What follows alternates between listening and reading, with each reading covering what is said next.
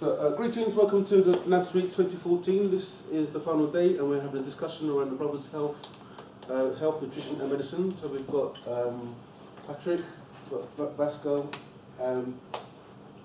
Rosanna and Brother Devon. So we're going to have a discussion around the Brothers' Health, Nutrition and Medicine. So introduce yourselves please. Devon?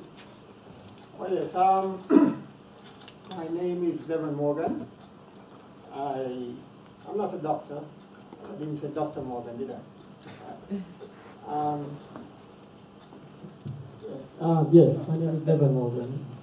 I researched a book called Demystifying Cancer. The subtitle is Exposing the Deception of the No Cure for Cancer. And cancer is a business. My background, I would say, is philosophy. I'm a philosopher. About life and people and business and money and all that. Just understanding the world that we live in. But philosophy is what shapes the way we view the world and understand the world. And in terms of one of my philosophies that it should be compulsory for us to learn human biology in school. It should also be compulsory for us to learn nutrition. Because I'm going to let you in on a secret. And you're going to be glad that you came here today. We were not born with an instruction manual as how to take care of the body. It didn't come with us at birth. Now you tell me. Well, this is something we were required by nature or God or whatever you believe in for us to figure out on our own. We are on our own in this. And history borne this out. When we didn't understand a lot, people die a lot from all sorts of things that they're not dying from now. But it's a constant journey. So the system as it is what it is. And we are having problems with this here called cancer. So that's what I'm here to do. I see myself, as I said, as a philosopher and a problem solver. And I was sold on the idea of adding value, make a difference, so that I leave a mark in my passing. So that was the philosophy that drove me to eventually get to this point. I hope we have a fruitful discussion.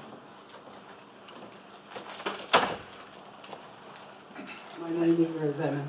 I'm here today to talk about metaphysics and spirituality of pregnancy and childbirth, one of my most favourite subjects in the universe. I am a bookseller and I have like 1,100,000 interests that I do, so, but today it will be about pregnancy and childbirth. Thank you and good afternoon.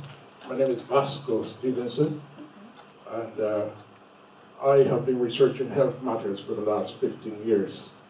I visit many places making presentations on prostate, well-being, a bit of black history, lupus, things like that.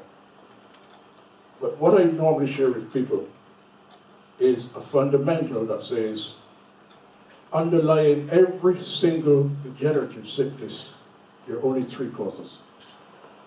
And I like to highlight those causes. Those causes are the root causes of all these degenerative sicknesses. And that's what I'm going to share with you this afternoon. My name is Patrick. I'm a lot of things, but I'm here today to, can you hear me?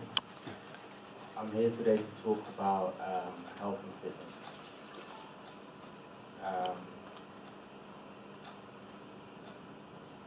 Like the other three, I'm a philosopher, can you hear me? You speak up. Yeah, I have many interests, but I'm generally here today to speak about health and fitness. Beautiful. Okay. So generally, what's the issue with black men in particular? Why is it that black men don't want to talk about health issues? What's the problem? What's the problem? Why they don't want to talk about it? Yeah. Funny enough, on my presentation, I asked the question, when should we be concerned about our health? It seems to be, I don't know if it's human nature, or whatever it is, but instinctively we're only concerned about it if we have a problem. We're not concerned about it when we're well. If we're in good health, our antenna does not go up when we hear a conversation about health. People only have their antenna up if they are not well.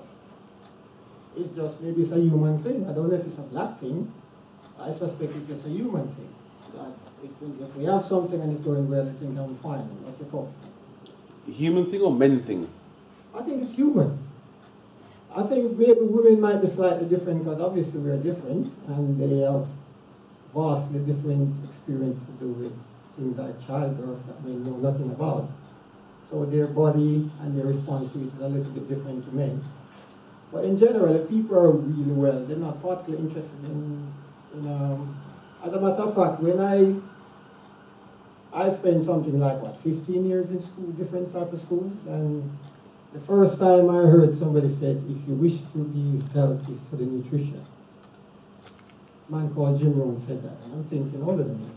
I spent 15 years in school, nobody mentioned that to me. I grew up in Jamaica, nobody once said that is bad for your health or that. Never heard it once, believe it or not. People are just not concerned about this. So when I first heard it, I'm thinking that's how the philosophy developed, that we were not born with an instruction manual as to how to take care of the body. So I don't think it's a black thing in respect to your question. I think it's just a human thing that we're not concerned about something that we don't have a problem with. Okay. I also think it's the society, the Western society that we live in as well. Part of my childhood was in Uganda, and when I was growing up, my mum seemed to have a herb or a solution for everything before we went to the doctors. I cut my leg, they blow fire on it. There seemed to be a natural answer for everything. And when I came to this country, it seemed to be different. You go doctors for everything, and they give you pills, and the pills have they react to something, or they give another reaction to something else that you need pills for. So I agree, it is a human thing, but I think it's more to do with the society that we live in.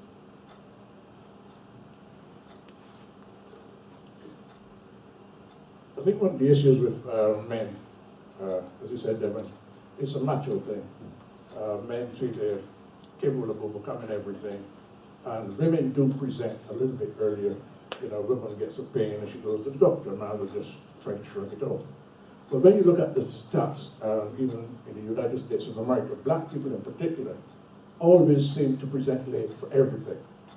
Not only present late, but when given a course of medication, they don't follow it right through until the end. So when you're presenting late, that means whatever disease you have is probably in an advanced state already. And then if you don't follow the course of medication, your chances of recovery from that disease are somewhat reduced. And I think that's the issue, not so much with only men, but with black people in general. The responsible is asked, do you think that the reason men don't go to, or black men don't go to the doctors is because they don't trust the evidence they're going to get back? Because if they did believe that what they're going to get was going to be the honest truth, then why would they not go? It could be.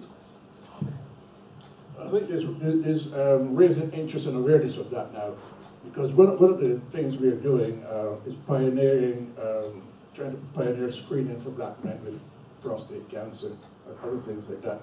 And this information should really be collected at the GP surgery, so that we know how many black men in the UK have prostate cancer, what are the outcomes, etc., etc.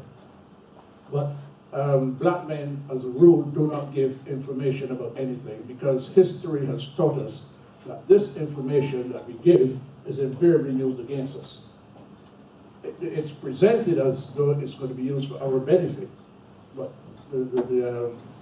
history doesn't show that. It is always turned and used against us, and that's one of the reasons why black people are reluctant even to complete forms. And, ethnicity, I'm not going to answer that one. Things like that. I think you're touching on something I was going to touch on to do with, especially in America, there is evidence that black people just don't trust white people.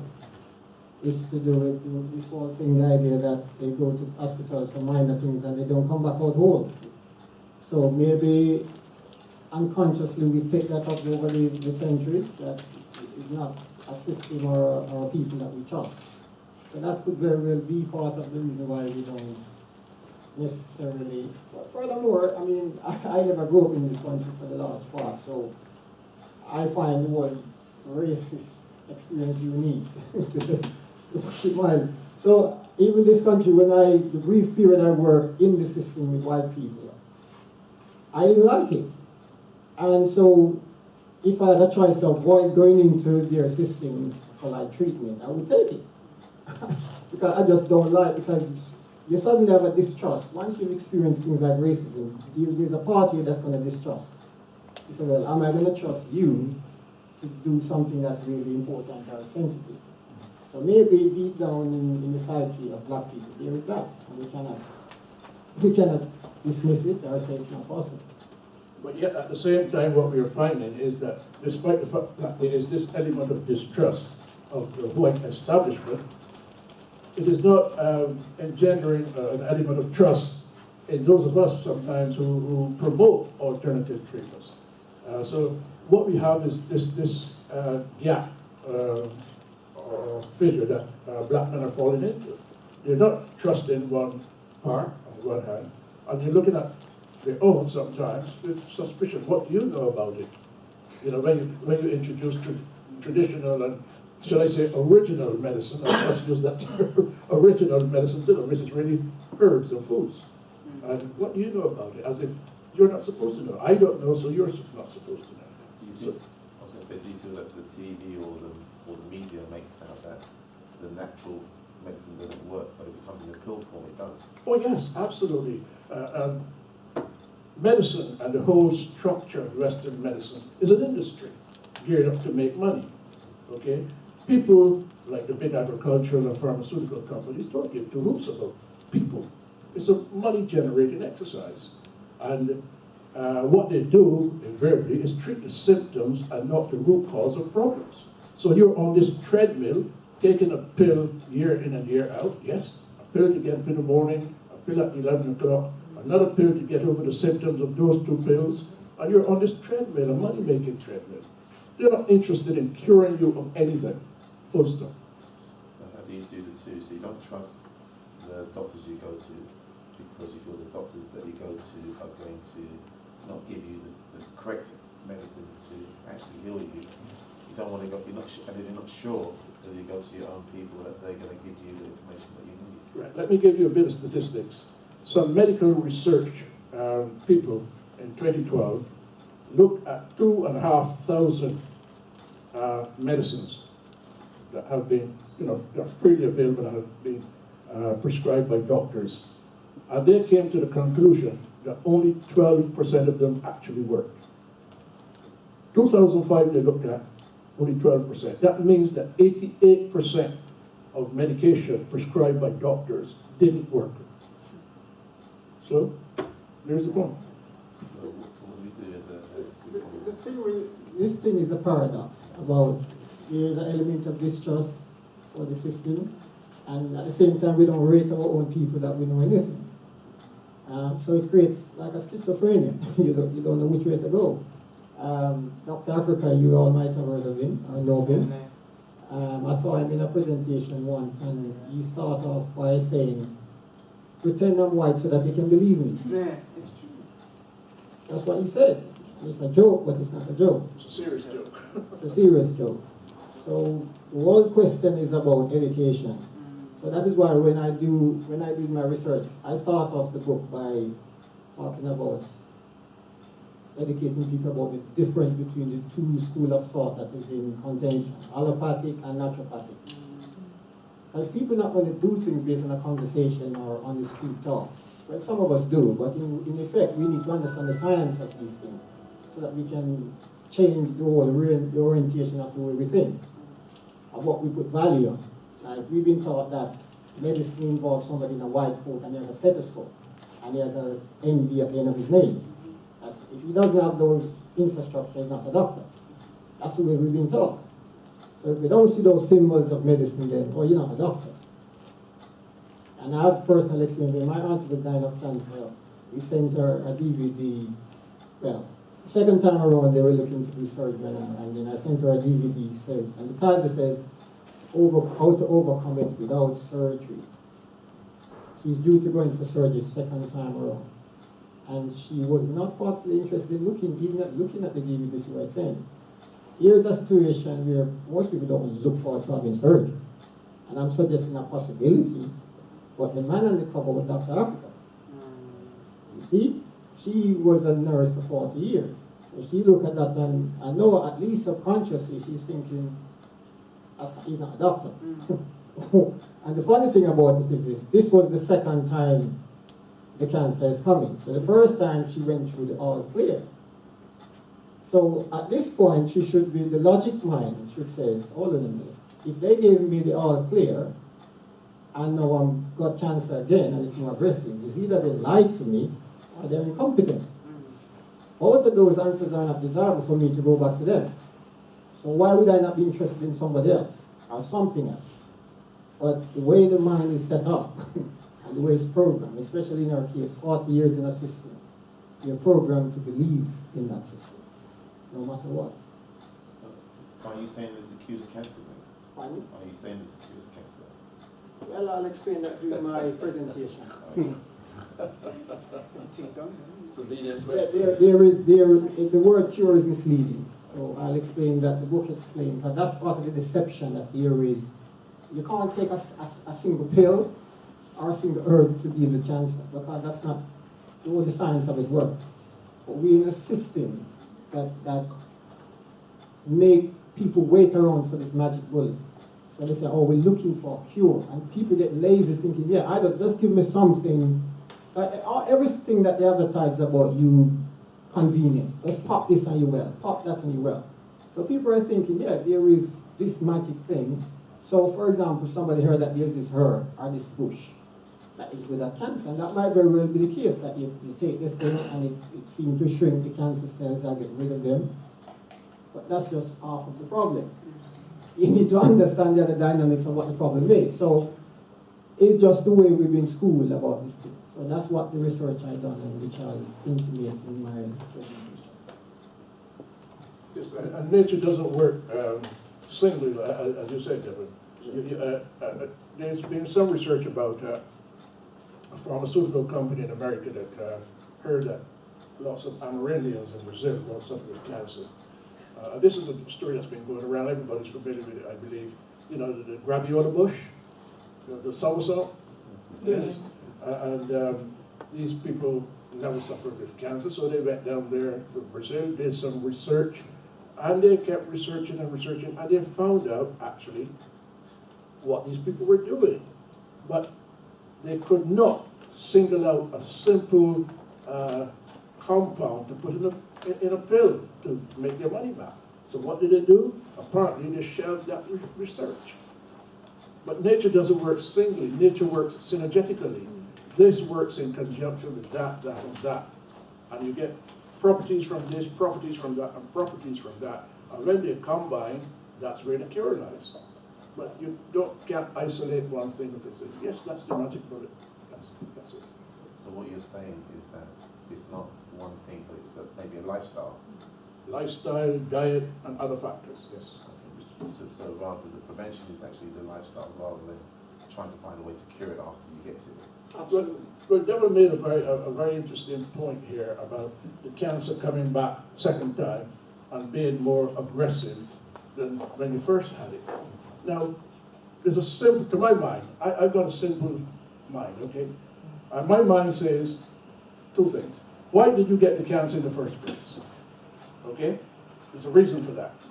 Why is the cancer more aggressive the second time around? And if you look at it analytically, People get degenerative sicknesses, including cancer, because the body is not properly alkalized. The body is acidic. Agreed? Right. When they treat these degenerative sicknesses, especially cancer, what treatment do they give? Radiation. Is that going to alkalize the body or make the body more acidic? More acidic. Right, and that's why when the cancer comes back a second time, it's more aggressive than the first time. There's a point that in the book that I found about that they admit to. Because they admit that people get resistant to chemo. Yes. So what happened is, like, the funny thing is this disease in itself have a life of its own. You might think of disease as dead, but it's not. That's not quite the way. It's dead to you, but it wants to live as a disease, so it spreads. And when you attack it, and the ones that survive, is like they went to the gym, they get stronger. It's like, they develop their resistant muscle. So when the ones that survive come back, they're resistant to the chemo because they're stronger now, they can resist it. So that is why when they call it the Metastasis. no, the biphasic effect. They have a name for it, they call it biphasic effect, where second time around, bam. That's why people go out so quickly, because the cancer come back and it's more aggressive because it has resisted. This is usually true if the person has had chemo. So the cancer come back, it's more aggressive because it's more stronger and it's resistant to anything. So it spread a lot quicker. Plus, as the brother mentioned, the body is more acidic anyway. So that's going to add to the problem. And since they don't factor in diet into the cure, then the person hasn't changed their biochemistry. So they're probably on the same acidic diet. And then they add the chemo on top to make it even more acidic. Correct. So you have a double problem there, and the problem is just huge. It's interesting that you mentioned soursop, because we did a raw food. Yes, the soursop, yes. Yeah, we did a raw food session here on Monday morning, and we discussed soursop. And Brother Sai, he was saying that soursop, the leaves from soursop are 1,000 times more effective against cancer than chemo. Yeah, but in actual fact, what these Indians were actually using was not the actual fruit itself.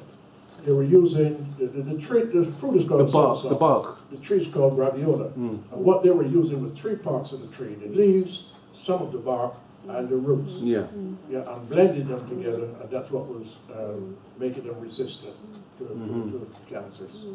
But then again, we can always put another something into the equation, because normally when these Indians living in the rainforest come into contact with white people for the first time, they pick up all kinds of diseases that they have no resistance to. So the message then is that we should distrust doctors, like hospital doctors, because there's other ways which are better. So if you say, let's say for example, I get cancer tomorrow, what would you recommend then? This is one of the points I make in presentation and in writing. The best time to learn about any subject is before you have a problem. But there's a funny thing about the mind, when you are in the middle of fear, and you can't get no deeper fear than the threat to your life, your mind don't work that very well. I've had experienced different type of fear. And trust me, when it's in the extreme fear state, it wants to run away. And you have to pull it back to focus. So for you to learn and absorb information, because let's put it this way, right? If you get cancer, you're gonna have some strong voices on your case to say, listen, you need to take action. And if you don't do this, you're gonna die, and this. And people are gonna be pressuring your family, doctors, you name it, you're gonna get pressure. And if you have no information on which to stand, what are you gonna do? You're not gonna just do nothing. Because one of the things they sell people on, and this is very funny about the situation, they say categorically, and this is just weird about the human mind, they say we do not have a cure. So why am I coming to you? So what is it people expect them to do when they go to them? You didn't go to get a cure, so there is a vague promise that somehow you're going to live longer. They didn't say, because they say we can't cure you, so you're going to die from this thing. But really and truly, you might live longer if you take the chemo. If you don't, you might die quickly. That's the vague promise. I don't think they say it to you specifically like that. But the fact that they say there is no cure, that's the only reason, logical reason why you want to go to them, if you think you might live longer. Otherwise, why are you going to me if I can't cure you? And millions sign up to go to these people. It's that not that they say that they can't cure you, but they say that because they know there's no cure, or they're saying there's no cure, they're going to cut it out. All they're saying is that they're cutting the disease out of your body. They're not actually saying that they're going to cure you. Doesn't make sense what you're saying. It's a bit like a meat. They're going to cut the bad bit out, and hopefully the good bit stays there. No, but a cure suggests a permanency. That you no longer have the problem. They say we can't do that. That's what they say. That is why they lock you. Otherwise, it's illegal to declare that you have a cure. You get fined at minimum if they convict you of that you said you got a cure. So you need to understand. I'm saying that that's what they're telling you, but people don't hear, or the hearing is impaired. So I told you I can't fix you. So what exactly are you going to? But because you have been schooled in anything else, you have no alternative. You just go and sign up. Can I just also make one point? Modern equipment can only pick up cancer cells after they have multiplied by about 5,000%. Okay? So if you've got cancer, say, in your pancreas, and they can pick that up, it does not necessarily mean that it isn't cancer in other parts of your body. So they may very well remove the cancer from the pancreas, and by virtue of the fact that they're making your body more acidic, the cancer now that's in your kidney suddenly, develops, and you've got it there as well. Because it breaks off, a tumor forms first, which is sticky and it clumps together, it becomes cancerous, then a bit of that unsticks, gets in your bloodstream, goes to another part of your body, and that's how it spreads. Okay? I was just going to ask, I've recently heard that the pharmaceutical company owns the word cancer.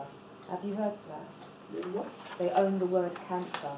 Only. They own the word. I don't know how you can own a word, but... Trademark it. Yeah. No, that's not. Is that not correct? No? Okay. My brother, you asked if you had cancer, just the example, if you had cancer, what should you do? My question to you is, if you had an ailment, what would you do? Doctor, I guess. Sorry? But if it's serious, I don't go to the doctor. I suppose that's a natural thing. You would go to the doctor? Yeah, that's something serious, isn't it? Well, I only found out from the doctor. I gone to the doctor, they said you've got cancer. So what's the recommendation, that I shouldn't go through the treatment and to go through an alternative treatment? Is that what the recommendation is? Is there no value in the treatment you're going to get in the doctor? I don't think you're saying that at all, that there's completely no value in it. But your mindset would say, let's go to the doctor, yes, first, and hear what he has to say. Now, one of my specialties is prostate cancer. But a lot of people out there don't realize that there are about 15 to 20 different types of prostate cancer. Okay? And after you've been diagnosed with prostate cancer, what you should be hearing from the hospital is something called your Gleason score. And I'll tell you how they arrive at that. Because there are different types of prostate cancer. You can have low grade, you can have aggressive, all kind of different types. They do a biopsy. And in that biopsy, they take the most prolific cancer cells and they give them a score, okay, between 1 and 5. 5 would be the highest. So let's assume for this discussion that you get a score of 2, which is low grade. Then they look at the second most prolific type of cancer cells and they give that a score as well. And then they add these 2 scores together and that gives you, these 2 grades together and that gives you the Gleason score. So if you get a score of between 1 and 4, that means you've got low-grade prostate cancer, and chances are you will die with it rather than from it. If you get a score of 8 to 10, that means you have high-grade aggressive prostate cancer. That means something has got to be done, and done immediately almost. Otherwise, your lifespan is going to be short. Immediately, we're talking chemotherapy. We're talking about making your body more acidic, yes, to prolong your life by a few months. But what hospitals don't generally do, they don't look at the fundamental problem. what brought this about in the first place. The difference is your body should be alkaline when it's acidic. And they don't tell you how to go up there and alkalize your body so that the cancer doesn't come back. They don't emphasize that at all. So, my question would be, I hear what you say, extremely valid, but how does that help the person who presents with a high level? How does what help? What you've just suggested. I agree with you that what they don't do, especially in Western medicine, is look at cause. Yes. So, I've presented with 8, 9, whatever it is. Yeah. How does the alkaline situation help me in that moment? Can I answer that? Yes, sure. I was making the point about understanding the nature of the disease. I've written this book about it, and the one point about the alternative. Now, the system offers you three basic solutions: chemotherapy, radiation treatment, and surgery. Those are the 3 common ones that they offer. Now, none of these deal with the root cause of the problem. None of these deal with that. Now, chemotherapy is their #1 choice in terms of job. And somebody pointed out, Dr. Africa pointed out, it's very, very simple. If you and healthy person take chemotherapy, you get sick. How can a sick person take it and get well? It's just simple common sense. So you could stop that. Actually, it's not simple common sense, and that was a very flippant comment to make. It is? It is absolutely a flippant comment to make How is because that? what you're suggesting is that the process doesn't work, but it does. It does? There's evidence. There are people walking around. Before you grab the mic, there are people walking around. What I'm trying to get at is, I hear you about the cause. I'm with you. What I'm trying to get at is when the person presents, how does the alkaline situation help? I just want to know how to help. Yeah, I'm going to answer that question for you. Do you mind? Yeah. Let me answer that question. Alternative treatments like food and herbs and all that do not work as quickly as a pill would, because they're not chemically based, so to speak. Okay?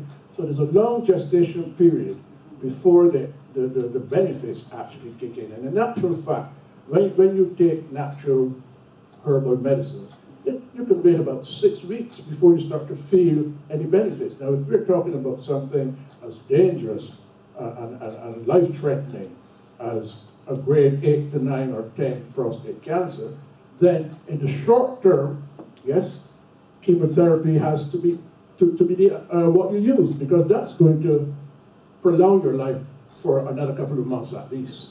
In the meantime, I think the individual who's undergoing that form of treatment should then be taking steps, okay, to alkalize his body. Thank you. Thank you very much. Thank you. I know we're talking about the health, the very health part of it, but oftentimes what we tend to forget about is why we get ailments. We have people like Layla Africa, Joel Cochran, Phil Valentine. We have a load of brothers and sisters that actually look at the spirituality and the metaphysics of ailments.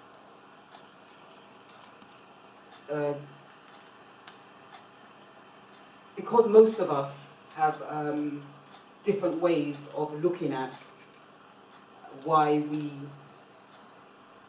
get to be sick or why we are who we are. Different influences demand and dictate our mindset. Now, we've said it here already, but in terms of my perspective on pregnancy and childbirth, most of us already know that we are sick people or we're not well people. There's a lot of factors that actually determine that whether we're going to be ill or not. Where we have a lot of problems is when we don't have the information on board about our health history, and a lot of it for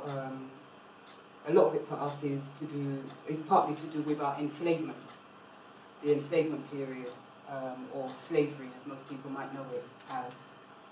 So, for example, people say that we have these diseases that run in families, just as an example. Breast cancer being one of them, but some of the spirituality and the metaphysics of breast cancer, is to do with nurturing. Have you been nurtured? Do you feel that you've been nurtured? Do you feel that you've been loved? Have you been loved? The circumstances of your conception, how you were conceived, rape. Is it just a one-night stand? Were you wanted or what have you? Things like that have a really big and deep impact on a lot of the ailments and the diseases that we have, just everyone in general, but as we're talking about us as a people, that we have. So sometimes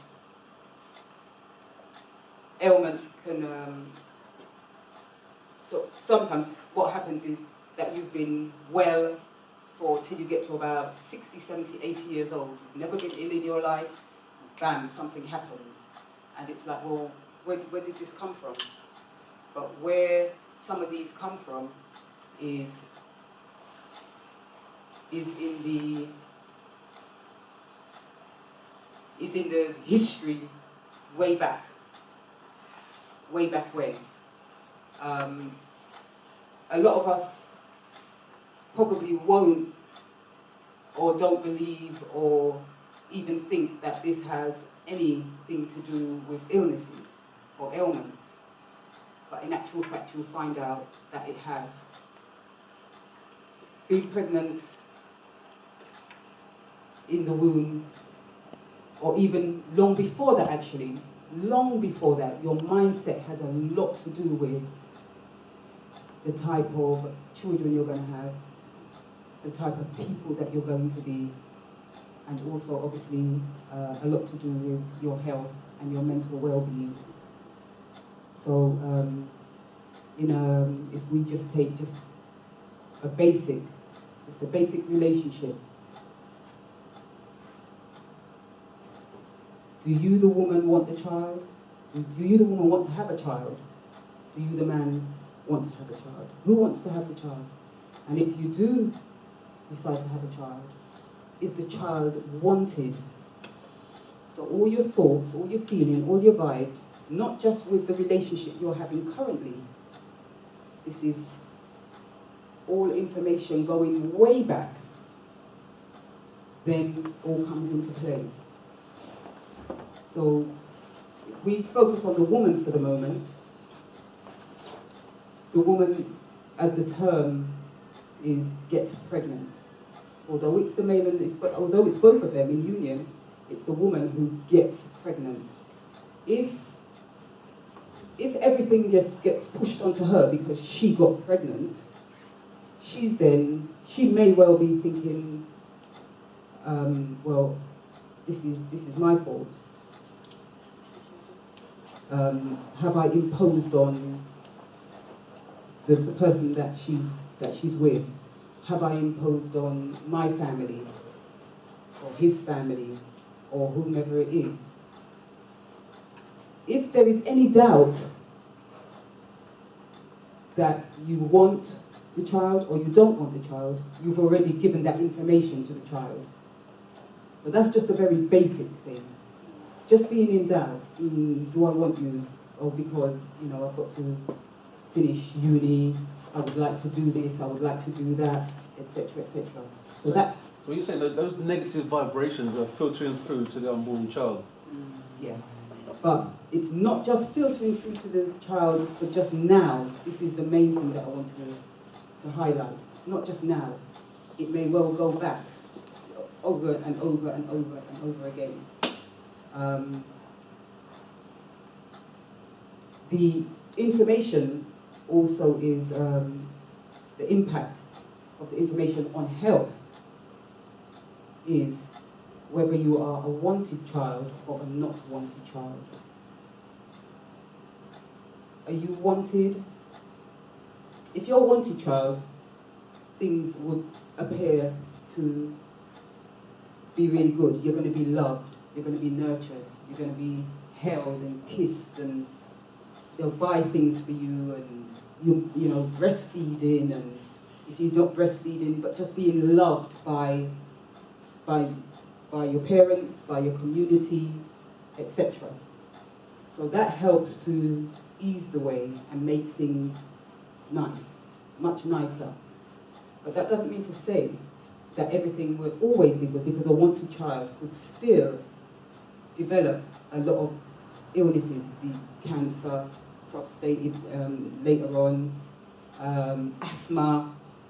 So what you're saying is that the way you feel about yourself, like, so for instance, if you're going through some insecurities or you know, just feeling unloved, the negative feelings within yourself is going to contribute to the illnesses that you get as you go through life. It's that, but it's more than that. Mm-hmm. But yes. Are you saying that there's a memory of it in your genes? There is, yeah. And it doesn't matter how long it is, they can be passed on. Because eventually, whatever, as you call it, the negativity, whatever the memory, whatever it is, has to come out. And that is what the ailments are. Memories of,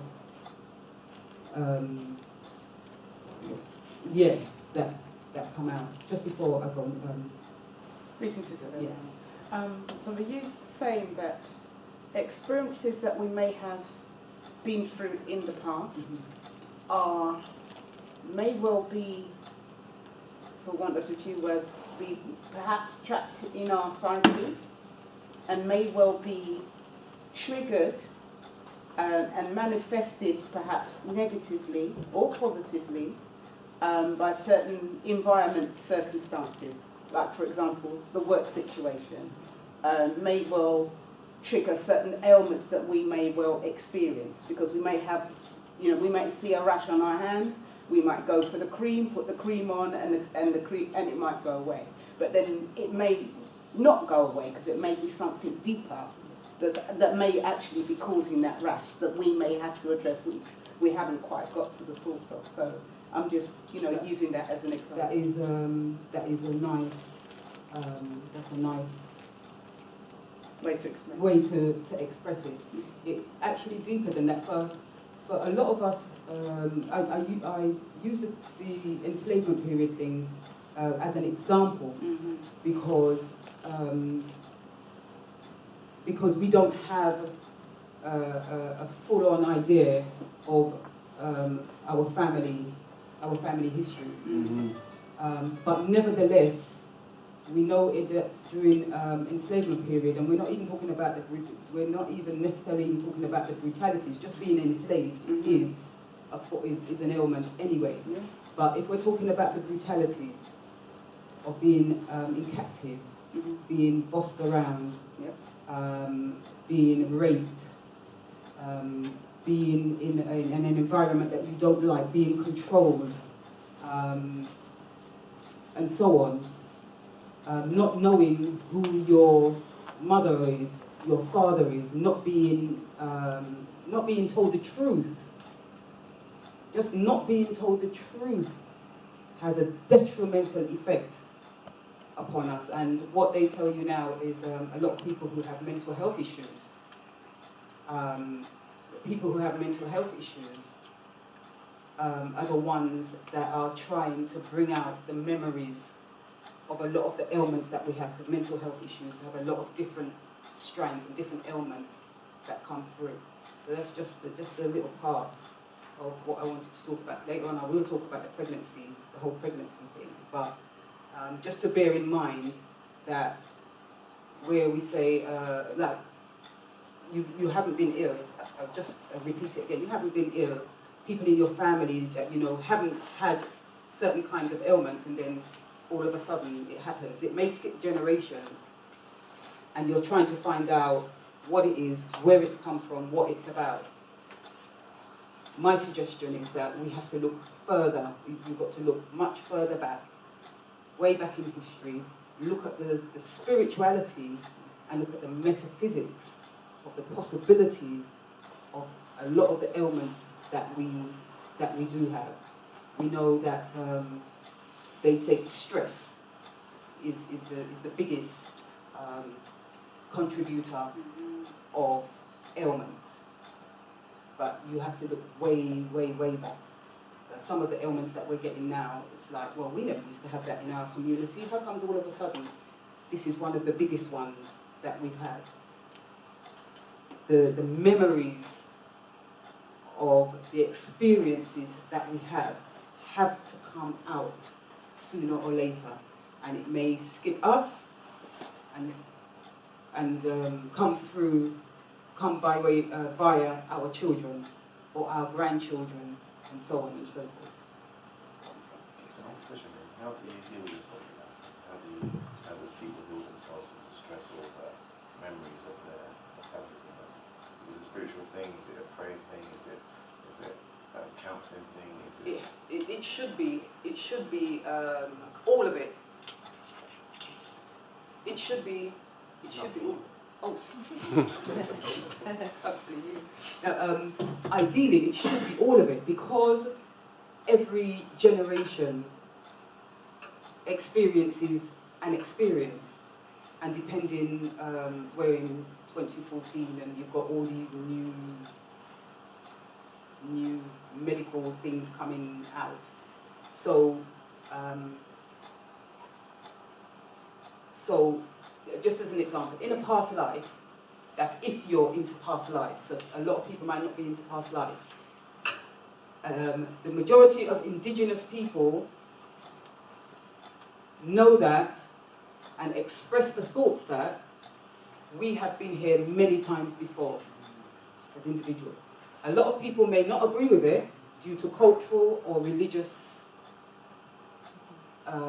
frameworks, mindsets. Or lack of evidence, you know. Or lack of evidence. Yeah, because some people like evidence. So if you're in the premise that we have been here many times before, or even if you think you've been here even just on planet Earth just once, you may well have been a doctor, a midwife, a herbalist, a teacher, and you have you carry certain memories. Some of it you may not remember, but you may automatically just do certain things that all these people are doing. So you mentioned earlier on that you're not a doctor, but you did your research to come to where you come to. Who's to say that you were not a herbalist, a doctor, a shaman, whatever names you want to call it? And that's why the both of you are very good at what you do and very passionate about what you do and are giving forth the information. And for example, your main thing is about prostate cancer. Who's to say that you wasn't healing people with prostate how long ago, and all you're doing now is just doing what you're good at doing, as an example. So a lot of the subjects that we kind of enjoy and that we put forward may well be due to past experiences.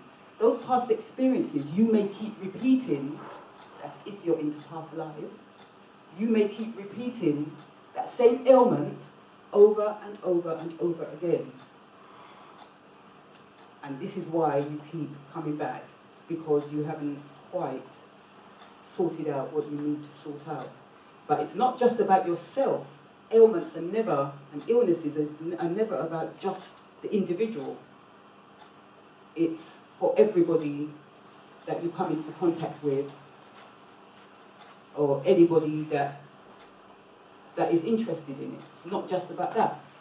Because then when you're ill, or if you're very, very ill, why is it, or how is it that it's this particular nurse, or this particular doctor, or this particular person is the one that aims to heal you, to help you, to talk to you, to get you through it, or everything. That's only if you're in the premise that everybody you meet for a reason, and that reason is to help you to move forward so that you don't keep repeating the patterns over and over again. Just a quick question. In our indigenous environment and before slavery, or even now, if we live in our traditional cultural ways, the spiritual healers in our communities, is this the kind of information that they will be coming up with when they're doing our readings and doing our healings? Is this the kind of information they'll be coming up with? Yes, it would be. In a lot of the indigenous cultures, when a child is born, before a child is born, people like Malidoma Some, Sobonfu Some, even Layla talks about it, and like I said, a lot of the Delbert Blair, a lot of the metaphysicians, people, it's a known fact that even before you're born, your destiny is already mapped for you. You have a purpose, there's an intent. And what they used to do is, because they knew your purpose and your intent, certain things were put in place. So you had a pathway. You had a pathway. You would have, I don't know, if it's a reading about your health, it might be astrology, it might be, if you're in Nigeria or any part of Africa, you may well, you'll have a reading with your cowries, with your cola, with whatever it may be. And it would give you the information you need to help you with your child and with the family. And so they would say, XYZ may well happen. Use this herb, use this, use that. Even in indigenous cultures, when a child is born, there are certain herbs, there are certain things that would be used to wash the child, to certain things you'd give the child in the mouth. If it's the honey, you don't have to wait until what's this thing called, christening or what have you. There's things done beforehand, things that you were told that needed to be done with the child and to the child, and not just for the child, but for all of you, to ensure that you have a well-grounded and healthy child. And this still happens right now.